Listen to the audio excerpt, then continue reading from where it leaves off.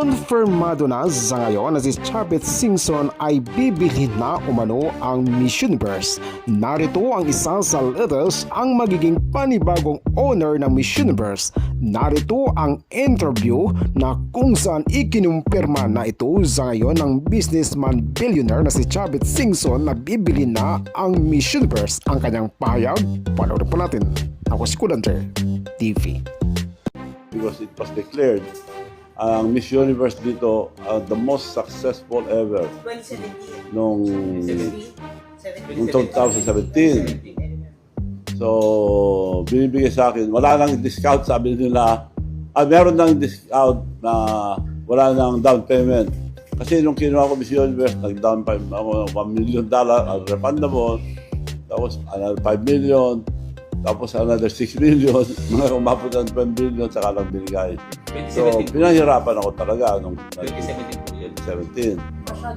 At bawal nilabas ang mga beauties all over the world. Dahil kung may mangyari, national issues. So, ayaw nila. Nung nabayaran ko na, nandito na, nilabas ko lahat. You cannot do that because, you know, Miss Universe is a big company. Masisira ang Miss Universe. No! I pay you already and do anything I want. Binabas ko lahat buong Pilipinas. Kaya nakilala naman ang Pilipinas dahil sa Miss Universe. And we gained, according to them, the Philippines gained around $500 million worth of media mileage. Kaya nakilala ang Pilipinas. Tourism namin ito. So lumaki yung tourism natin noon. Yeah. So, ito pong balak yung pag-acquire po ng Miss Universe organization. Kumusta? Well, here daw po. kaya nga, hindi ko na noon. Ngayon, pinasabi ko na kasi nagka-problema ang Thailand. Binibigo na, hindi yata nakabayad. Ipag-partner sa Mexico. Nasira din yung last na pa-contest nila. So, sinabi ko na I'm interested to buy. Kinausap po yung mga officials ng Miss Universe dati. They'll be arriving here next month, I think, after the holiday. They'll arrive here. Sino officials po yung nakausap nila? Yung mga taga-Mexico? Yung mga dating may hawak. Like si President and Vice President noon, Paula and Sugar and Involved pa rin sila. Involved pa rin sila. hindi na. Kaya nga sila muna kinunta ko to talk to them kung for sale I'd like to buy ka So ako. parang Pero- middleman. Ganyan. Parang sila po yung kasi parang nag- Sila handle ng acquisition. Dahil sila ang sanay dyan eh. Yeah. Pero Manong Chapit, meron na bang napag-usapan o may nabanggit pa sila sa'yo na figures? Wala pa. Wala pa. Pero ikaw, ready ka kahit ano pang figures? Yes, if the price is right.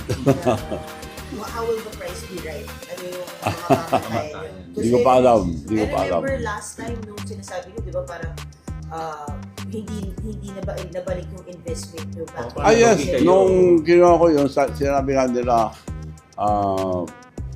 maaaring malugi, maaaring kumita, more or less malulugi. Kung maganda sa ating country, magkano malulugi? $1 million, $2 million, I'm willing to get ka ako. So, kinuha ko, kasi lugi. Di ba kakatulong naman? Nakatulong sa ating bansa.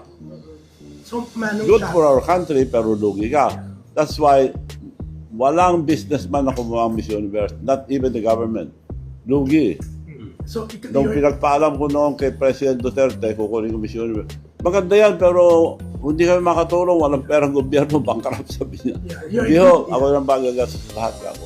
you're a good businessman, Manong Chapit. So, pero dito, willing ka malugi. Yes. Just for the country. Yes, for the country, para mabalik lang ang kasi bagsak lahat eh. Bagsak ang industry, bagsak ang tourism. And the worst is bagsak ang foreign investment. So, mayroon ng patakbo yun ang So, yeah. So, bagsak. kung mapupromote ang Pilipinas, magkakaroon ng domino effect na maganda to para sa mga businesses, mga tourism, everything. So, malaki talaga ang tulong for our country. Kaya magandang, ang interest ko lang makuha dahil maganda next year dahil